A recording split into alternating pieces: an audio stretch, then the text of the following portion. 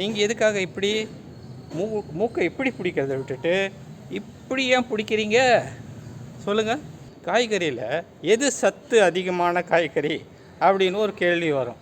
அதையும் நான் விளக்கிறேன் இந்த வீடியோவில். வீட்டுக்கு வந்து மாலையை கழட்டி இப்படி வைக்கிறாங்க.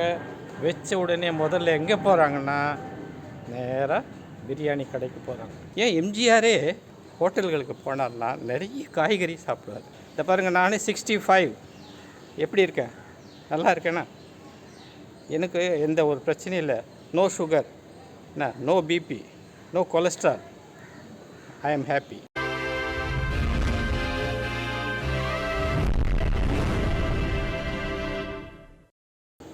நமக்கு தேவையான புரோட்டீன் சத்துக்கள் நிறைந்த உணவு சைவ உணவா அசைவ உணவான்னுட்டு இப்போ நிறைய பேர் கேட்குறாங்க. சிலருக்கு தெரிஞ்சா இருக்கும். இருந்தாலும் இந்த வீடியோவில் நான் முழுசாக சொல்கிறேன், நீங்கள் இதை கேளுங்க. நான் உங்கள் சந்திரசேகர், என்னுடைய எத்லைன் டிவி யூடியூப் சேனலுக்கு உங்கள் அனைவரையும் வருகன்னு வரவேற்கிறேன். இப்போது டாக்டர்ஸ் என்ன சொல்கிறாங்க, நீங்கள் ப்ரோட்டீன் சாப்பிடுங்க, அப்போ தான் உங்களுக்கு ஹெல்த்தியாக இருப்பீங்க அப்படின்னு சொல்கிறாங்க. ஸோ இதுக்காக நிறைய பேர் ப்ரோட்டீனில் எதில் கிடைக்கிது அப்படின்னு டாக்டர்கிட்ட கேட்குறாங்க. சிக்கனு, மட்டனு, பிரியாணி இதிலெல்லாம் ப்ரோட்டீன் சத்து கிடைக்கிறதா டாக்டரும் சொல்கிறாரு. இதை கேட்டு சைவ உணவு சாப்பிட்றவங்களே போய் நான்வெஜ்ஜு சாப்பிட ஆரம்பிச்சிட்டாங்க. ஏன்னா உண்மை அது கிடையாது.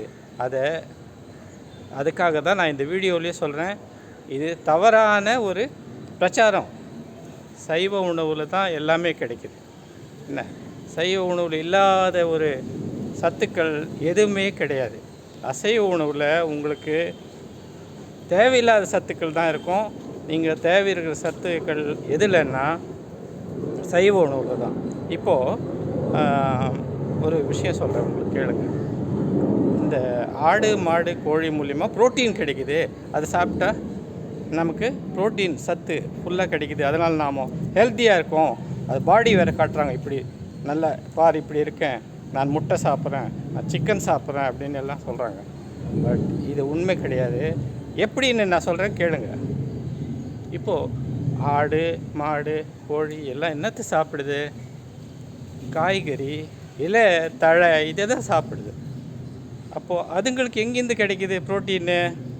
இந்த இலை, தழை, காய்கறி, பழ வகைகள்லேருந்து தான் அதுங்களுக்கு ப்ரோட்டீன் கிடைக்கிது. புரிஞ்சுக்கிட்டிங்களா? அப்போது நீங்கள் எதுக்காக இப்படி மூக்கை இப்படி பிடிக்கிறத விட்டுட்டு இப்படி ஏன் பிடிக்கிறீங்க சொல்லுங்கள். நேராக இப்படி பிடிங்க. அதாவது உங்களுக்கு சத்துக்கள் வேணும், ப்ரோட்டீன் வேணும்னா டைரெக்டாக காய்கறிகளை சாப்பிடுங்க.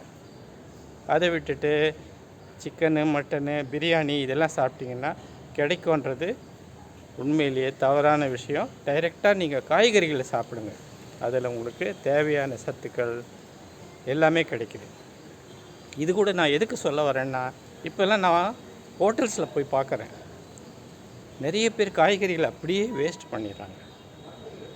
அதே போல் கல்யாண விருந்துக்கு போகிறேன், கல்யாண விருந்தில் அப்படியே போடுறாங்க காய்கறிங்க. உருளைக்கிழங்கு, பீன்ஸு, பொரியல் எதுவுமே சாப்பிட்றதே கிடையாது. அப்படியே வேஸ்ட் ஆகும். அப்படியே பிரியாணி போட்டால் அப்படியே இன்னும் கொடு அப்படியே கடிச்சு அது என்னது லெக் பீஸு அது இதுன்னு சாப்பிட்டு பிரியாணிக்கு முக்கியத்துவம் கொடுக்குறாங்க, காய்கறிக்கு முக்கியத்துவம் கொடுக்கறதில்ல. இதெல்லாம் பார்த்து தான் நான் இந்த வீடியோவே போட்டிருக்கேன். நீங்கள் விருந்தில் போகும்போது காய்கறிகள் நிறைய சாப்பிடுங்க. ஏன்னா இது உங்களுக்கு சின்ன வயசுலேருந்தே இந்த பாடம் படிக்கப்படுதுன்னா காய்கறியில் சத்து கிடையாது அப்படின்னுட்டு அது ஏன் சாப்பிடுவான் அப்படின்ற மாதிரி உங்களுக்கு சின்ன வயசுலேருந்தே சொல்லப்படுது. இது உண்மை கிடையாது. உண்மை என்னன்னா, காய்கறியில் தான் அத்தனை சத்துக்களும் அடங்கியிருக்கு. உங்களுக்கு தேவையான ஹெல்த்துக்கு தேவையான இந்த வளர்ச்சிக்கு தேவையான எல்லாத்துக்கும் உங்களுக்கு விட்டமின்ஸு, மினரல்ஸு எல்லாமே காய்கறியில் கிடைக்கிது. அது மட்டும் இல்லாமல் திருவள்ளுவரே என்ன சொல்கிறாருன்னா, கொல்லாமை பற்றி சொல்கிறாரு. அது ஒரு நிமிஷம் நான் படித்து காட்டுறேன் பாருங்கள். அறவினை யாதெனில் கொல்லாமை கோரல் பிறவினை எல்லாம் தரும். அறமாகிய செயல் எது என்றால் ஒரு உயிரை கொல்லாமையாகும். கொல்லுதல் அறமல்லாத செயல்கள் எல்லாவற்றையும் விளைவிக்கும் அப்படின்னு சொல்கிறார். என்ன புரியுதா? அந்த உயிரை கொன்று அதை சாப்பிட்றது அறம் இல்லை, தர்மம் இல்லை, உடம்புக்கு நல்லது இல்லை. இதையே தான் வள்ளலார் ராமலிங்க அடிகளாரும் சொல்கிறாரு. புலால் உண்ணாமை, உயிர் கொல்லாமை பற்றி அவரும் சொல்கிறார். ஸோ தயவுசெய்து நீங்களும் வந்துட்டு புலால் உண்ணாமை, உயிர் கொல்லாமை எல்லாத்தையும் கடைப்பிடிங்க. அறத்தை வளங்க, தர்மத்தை வளங்க. எம்ஜிஆர் பாடல் இல்லையா, தர்மம் தலை காக்கும் தக்க சமயத்தில் உயிர் காக்கும். அந்த தர்மத்தை கடைப்பிடிங்க, உயிர் கொல்லாமை கடைப்பிடிங்க. ஏன் எம்ஜிஆரே ஹோட்டல்களுக்கு நான் படித்தேன், ஹோட்டல்களுக்கு போனார்னா நிறைய காய்கறி சாப்பிடுவார். ஏன்னா சாதம் இவ்வளோ தான் கொடுப்பாங்க, ஆனால் காய்கறிகளை நிறைய வாங்கி சாப்பிடுவார். அது மாதிரி நீங்களும் ஹோட்டல்களுக்கோ விருந்துகளுக்கோ போனீங்கன்னா நிறைய காய்கறிகளை சாப்பிடுங்க, ஹெல்த்தியாக இருப்பீங்க. அது மட்டும் இல்லாமல் இந்த காய்கறி பற்றி கூட ஒரு உண்மையை சொல்லணும். காய்கறியில் எது சத்து அதிகமான காய்கறி அப்படின்னு ஒரு கேள்வி வரும். அதையும் நான் விளக்கிடுறேன் இந்த வீடியோவில். எப்படின்னா, பூமிக்கு கீழே விளையிற காய்கறிகள் ஒரு வகை, பூமிக்கு மேலே விளையிற காய்கறிகள் இன்னொரு வகை. ஓகேயா? என்னடா எல்லாம் காய்கறி தானே அப்படின்னு. இந்த கிழங்கு வகைகள் பூமிக்கு கீழே விளையுது, இவைகளில் சத்துக்கள் குறைவு. பூமிக்கு மேலே விளையுது பாருங்கள், அவரைக்காய், வெண்டைக்காய், புடலங்காய், பாவக்காய், இது எல்லாமே பூமிக்கு மேலே விளையிறது. இந்த காய்கறிகளில் சத்துக்கள் இன்னும் அதிகமாக கிடைக்கிது. ஏன் இதில் இல்லையா, கீழே விளையிற கிழங்குகள் இல்லையான்னு இருக்குது, அதுலேயும் இருக்குது. பட் ரெண்டுத்தையும் நம்ம கம்பேர் பண்ணோன்னா பூமிக்கு கீழே விளையிறதை விட பூமிக்கு மேலே விளையிற காய்கறிகளில் சத்துக்கள் அதிகம் அப்படின்னு சொல்லப்படுது. அது காரணம் என்ன? சூரிய பகவான், சூரிய பகவானுடைய வெளிச்சத்தில் அதுங்க வளருது. அதனால் நிறைய விட்டமின்ஸு, மினரல்ஸ் எல்லாம் அந்த காய்கறிகள் மூலமாக நமக்கும் கிடைக்குது. ஏன் நம்ம வெயிலில் வாக் பண்ண சொல்கிறார் டாக்டர்? விட்டமின் டி கிடைக்கணும் தானே. அப்போ சூரியன் ஒளியில் இருக்கிறதுல தான் நன்மை இருக்குன்றதை புரிஞ்சுக்கோங்க. இந்த காய்கறிலையும் பூமிக்கு மேலே விளையிற காய்கறிகளில் அதிகமான சத்துக்களும் அடங்கியிருக்கு. ஸோ இனியாவது நீங்கள் இந்த பிரியாணி, சிக்கன் பிரியாணி, மட்டன் பிரியாணின்ற சாப்பிட்றதை நிறுத்திட்டு காய்கறிகளே சாப்பிடுங்க, நல்லா ஹெல்த்தியாக இருப்பீங்க. இதில் நிச்சயமாக 100% சொல்கிறேன், நோய்வாய்ப்பட மாட்டீங்க. பாதி பேர் நோய்வாய்ப்படுறதுக்கு காரணமே நான்வெஜ் உணவு சாப்பிட்றதே தான். ஹார்ட் அட்டாக்கு, அது இது, வயிற்று சரியாமை, அது இதுன்னு வந்துக்கிட்டே இருக்கும். ஆனால் காய்கறி சாப்பிடுங்க, ஹெல்த்தியாக இருக்குங்க. இதை பாருங்கள், நானே 65 எப்படி இருக்கேன்? நல்லா இருக்கேண்ணா. எனக்கு எந்த ஒரு பிரச்சனையும் இல்லை. நோ சுகர், என்ன, no BP, no cholesterol. I am happy. இது மாதிரி நீங்கள் வாழணுன்னா நீங்களும் காய்கறி உணவுகளை சாப்பிடுங்க. இன்னொரு முக்கியமான விஷயம் என்னென்னா, விரதம் இருக்கும் முறை. அதாவது கோயில்களுக்கு நிறைய இப்போல்லாம் போகிறாங்க, சபரிமலைக்கு மாலை போடுறாங்க, திருப்பதிக்கு நடைபாதை நடந்து கோயிலுக்கு போய் வெங்கடேச பெருமாளை தரிசனம் பண்ணிட்டு வராங்க. இன்னும் நிறைய கோயில்களுக்கு விரதம் இருந்து மாலை போட்டுட்டு சாமியை தரிசனம் பண்ணிட்டு வராங்க. ஆனால் இங்கே ஒரு முக்கியமான விஷயத்தை கவனிக்கணும்.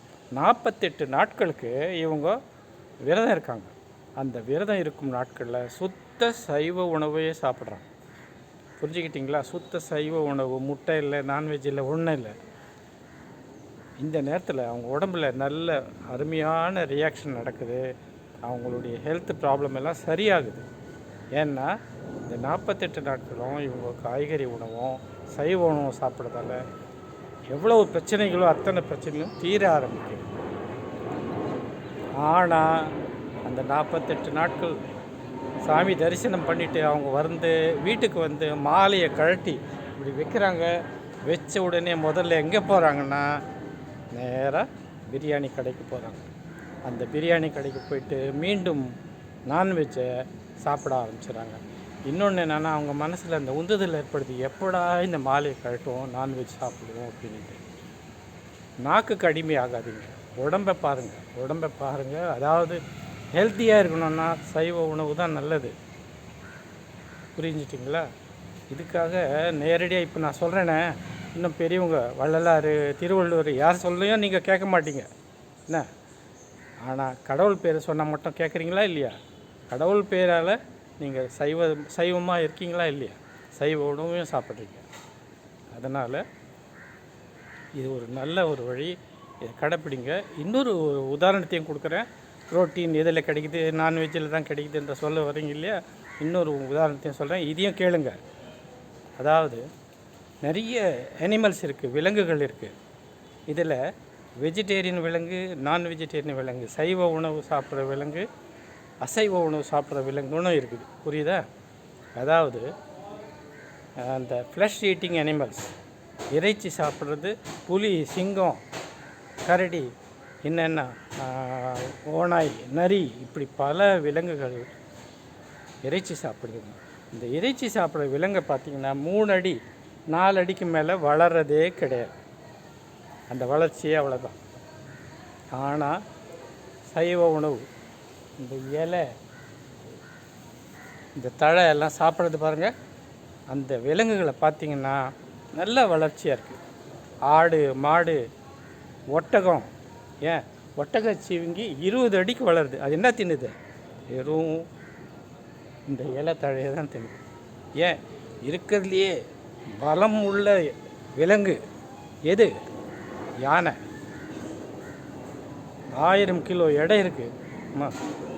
இருக்கிறதுலையே பலம் உள்ள விலங்கு சும்மா அசால்ட்டாக அப்படி தூக்கி, சிங்கமோ புலியை தூக்கி விசிறடிச்சிடுது. உண்டா இல்லையா? அப்போ அத்தனை பலம், அத்தனை புரோட்டீன் அதுக்கு எங்கேருந்து கிடைக்குது? காய்கறி, இந்த மாதிரி இலை தழையிலேருந்து தான் கிடைக்கும். நல்லா புரிஞ்சுக்கணும். இது வரைக்கும் நான் உங்கள்கிட்ட சொல்லிட்டேன், சைவ உணவு பற்றி சொல்லிட்டேன். அதே போல் இந்த காய்கறிகள்லேயும் எந்த காய்கறி நல்ல காய்கறி அப்படின்னையும் சொல்லிட்டேன். ஸோ இதுக்கு மேலே முடிவு எடுக்க வேண்டியது நீங்கள் தான். எந்த உணவு உங்களுக்கு நல்லது அப்படின்ட்டு நான் சொல்லிட்டேன். இன்னும் வந்துட்டு பல அறிஞர்களும் சொல்லிட்டாங்க. ஸோ சைவ உணவு சாப்பிடுங்கன்னு சொல்லிக்கிட்டு இத்தோட இந்த பதிவை நான் முடிச்சுக்கிறேன். நன்றி, வணக்கம், வாழ்க வளமுடன். பாரத் மாதா கி ஜெய்.